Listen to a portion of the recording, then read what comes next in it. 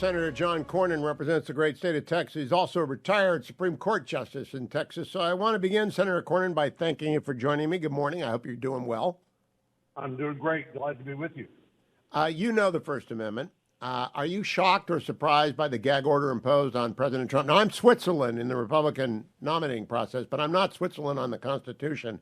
I am shocked by the order. What do you think? Well, I am too. I think people they have it exactly backwards. I think it was Louis Brandeis who said that the best antidote for bad information is more information, not censorship.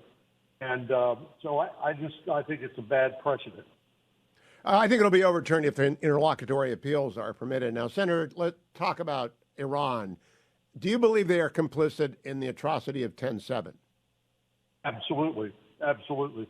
And you'd have to be really blind to the long-standing, decades-long war that Iran has been waging, mainly using proxies like Hamas and Hezbollah, against not only Israel but against Americans. And it has American blood on its hands. I remember in Iraq, for example, American soldiers being killed by IEDs, these explosively formed penetrators, and they came from Iran.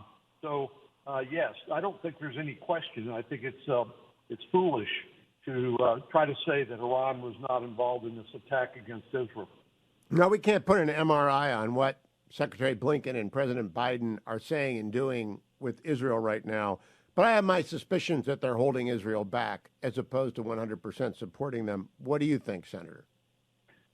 Well, I think we should get out of the way and let Israel do what it needs to do. And unfortunately, deterrence has not worked, in part because of some of the appeasement of the Biden administration when it comes to Iran.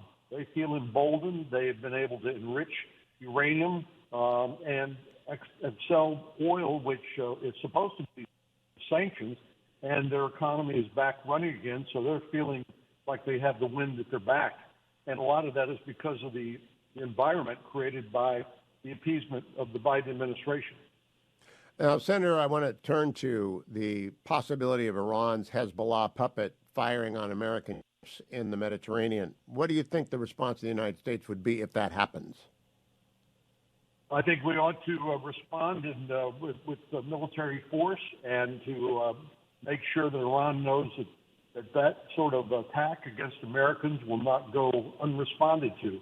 I mean, these are not people you can reason with. It's not a cost-benefit analysis for them. It's an ideological battle.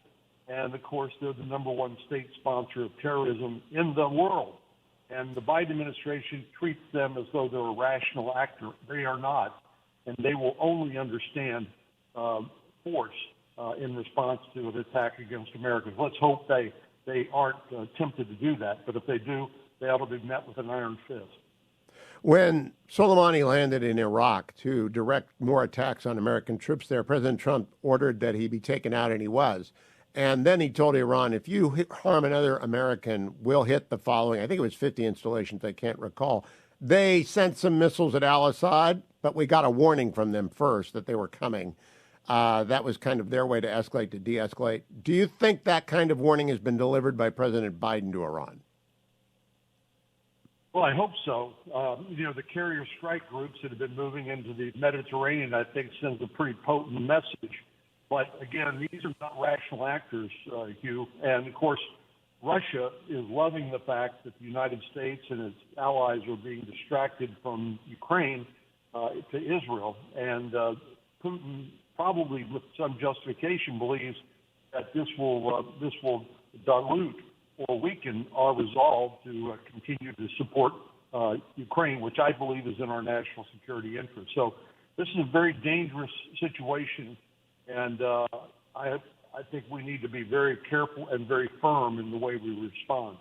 Then let me conclude with the speaker vote tonight, Senator Cornyn. You've never been a member of the House. You've been in the Senate a long time. You know the Senate intimately well. Do you have advice for any of the conservative holdouts or center-right holdouts in the House? I think we've got to get a speaker, and I think it'll happen tonight.